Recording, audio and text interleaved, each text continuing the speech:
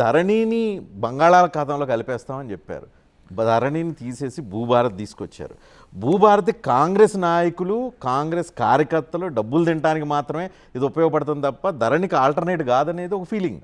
So అసలు ధరణి అనే భయంకరమైన అదొక భూతమనాలా, ఇంకేదన్నా పెద్ద పదం ఉంటే అదైనా చెప్పచ్చు.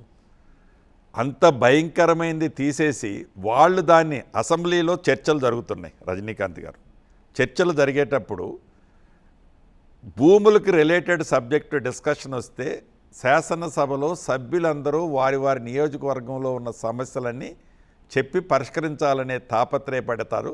ఆ పడే దాంట్లో బీఆర్ఎస్ శాసనసభ్యులు కూడా ఉంటారు. ఆ సమస్య ఏంటంటే ధరణితో వచ్చిన సమస్య.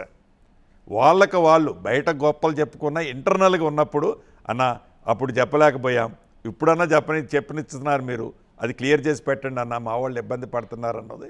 ఇక పేర్లు కోడ్ చేయను కానీ ఈ మాట్లాడే యమాహిమీలు అందరూ రొమ్మిర్చుకొని చెప్పే సమాధానాలు చెప్పే అందరూ కూడా ధరణిని నా దగ్గర కామెంట్ చేసిన వాళ్ళే.